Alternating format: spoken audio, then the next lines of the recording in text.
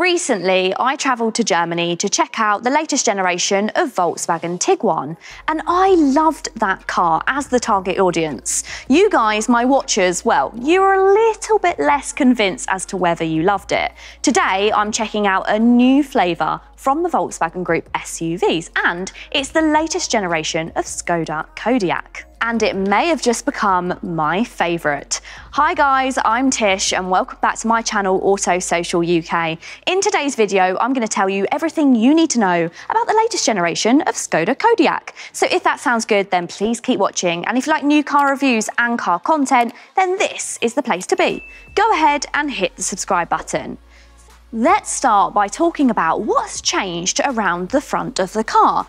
And though some elements have changed, it's still very recognisable as the Skoda Kodiaq. But of course, one of the big changes is you can now option that wonderful crystal grille. Of course, this isn't the first time we've seen a light-up crystal grille on a Skoda.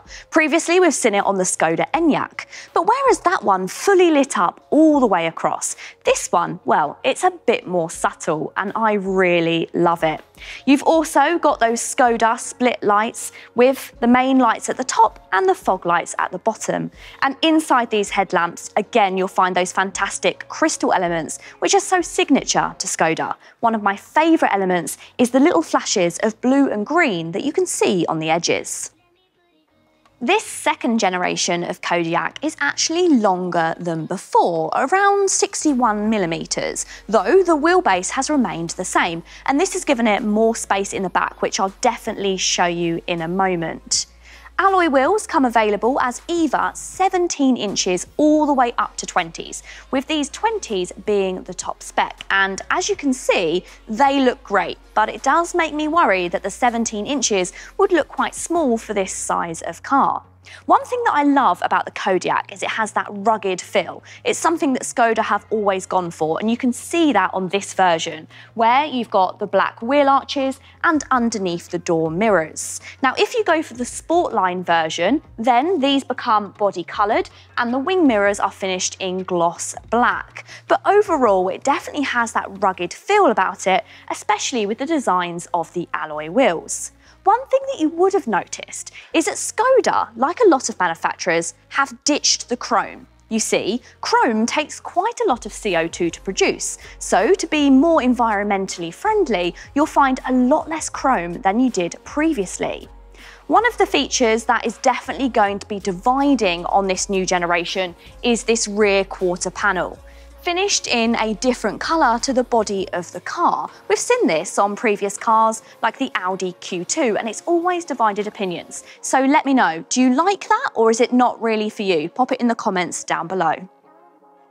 As a matter of research, I've of course been reading the comments from you guys on some of the other Kodiaq reveal videos, and somebody mentioned that the rear looked quite Range Rover-ish, and I do see that. The spoiler is now bigger than it was previously, and I love this use of the contrast pieces of black. It really does give it that sleek style, which is giving it the Range Rover-esque feel. You've got the new lights, which I really like. They just hug the edges. And unlike a lot of cars which have gone for the light bar all the way across the back, this time Skoda have chosen to stop. And this is to give it its own identity. And I'm kind of into that. It looks really good. Something else that I love is the fact that there's no fake tailpipes. There's not even a hint of any fake tailpipes. They're all just neatly hidden underneath instead. One of the really impressive things about the previous generation car was always boot space, and I'm really pleased to say that that is still present in the new car. In the 5-seater version, you get a whopping 910 litres, absolutely huge. And even if you go for the plug-in version, which of course gets the batteries under the floor, then it still is only reduced to 745, which is still class-leading. This interior has seriously wowed me. In fact, I've just watched a little bit of a clip back of the Tiguan to see my reaction to that video compared to what I think now I've gotten inside of the Kodiaq. And I did mention that the Tiguan's quality had far improved over previous generations, but it feels like in here it's another step forward. Something that I love about Skoda is they focus more on having traditional quality materials, and you can feel that when you're inside the cabin. Now these seats, the armrest and across the dashboard are actually all trimmed in real leather. There is options to have a non-animal product leather, but in here it is real leather. But they have gone above and beyond to make sure it's sustainable. So it's actually dyed with coffee beans, which is really quite nice. I'm not sure how I feel about the differences between vegan and non-vegan leather, but I know there is pros and cons for both of them, and I like that there's the option to have either. Other materials feel fantastic as well. I really like this textured dash underneath. It feels great, and you've got the interior lighting, which is so beautiful. It's just enough to light the cabin up without it being too in your face, very similar to the front grille. So it's just a touch of interior lighting and it's perfect. And as you open the doors, you'll actually see that it changes colour. So from blue, it will change to red as you open the doors, which is a really nice touch. Now with Skoda, you'll see there is a massive new screen. This is 13 inches. Once again, comparing it to the Tiguan, which was 15 inches, that just felt way too big. Now I would say that this is still bordering on being quite large, but it's slightly better suited to the size of car, and I really like the way that all of the dash just seems to flow towards the screen.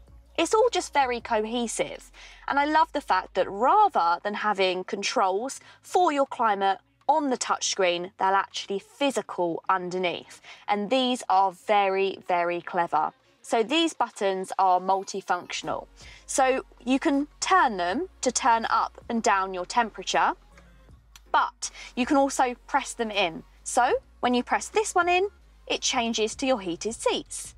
The one on the middle, now this is very technical. So at the moment it's on my volume control. If I touch it once, it changes to my drive modes, and once more, it changes to my fan speed. Maybe this is a few too many controls on one button, but actually I've been playing around with it and it's very, very easy to use and far better to use than prodding around on the screen. So as I mentioned, it's actually been extended by 61mm, which doesn't sound a lot, and the wheelbase has remained the same, but it's massive in the back here.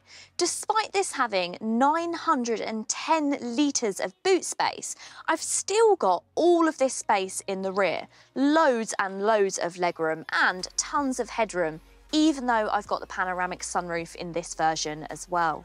And the quality is still fantastic. Everything feels really comfortable and really high quality. You've got that lovely textured detail once again across the doors. And you may be wondering, Tish, I thought you mentioned that there was no chrome. Yes, there is little bits of chrome, but it's brushed chrome, which doesn't use quite so much CO2 to produce. You've still got that lighting across the doors, and you also have lots of thoughtful touches that make sitting in the back really great. I've got 2 USB-C chargers, I've got rear climate control, and on the higher spec versions, I also get heated outer seats. There's a pull-out armrest where you get a couple of cup holders, and you can also recline the seats. Overall, it's just a really nice place to be.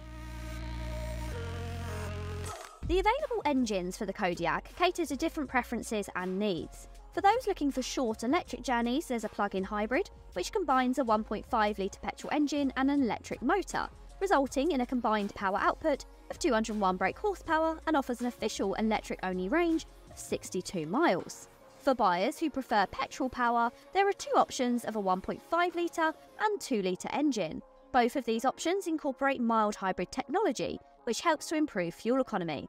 For drivers who cover long distances, there are 2 2-litre diesel engines available. Additionally, the higher power petrol and diesel engines can be equipped with 4-wheel drive for enhanced performance and capability. The up-and-coming release for the new Kodiaq is planned for February 2024, and the first deliveries for the UK customers are anticipated in June. While there's currently no information available regarding the specifications or prices specifically for the UK market, considering the slight increase in size and the upgraded cabin technology compared to the previous model, it's likely that there will be a slight price increase. This could result in a starting price of approximately £35,000. One thing which has truly won me over with this new generation of car is that interior. It's so thoughtful and so high quality.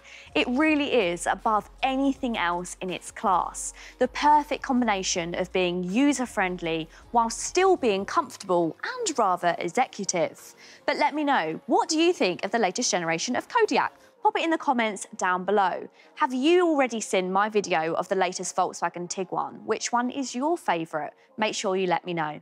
I really hope you've enjoyed this video today. If you have, please go ahead and give it a big thumbs up. Want to see more? Then you know what to do. Go ahead and hit the subscribe button. Until next time, guys. See you later.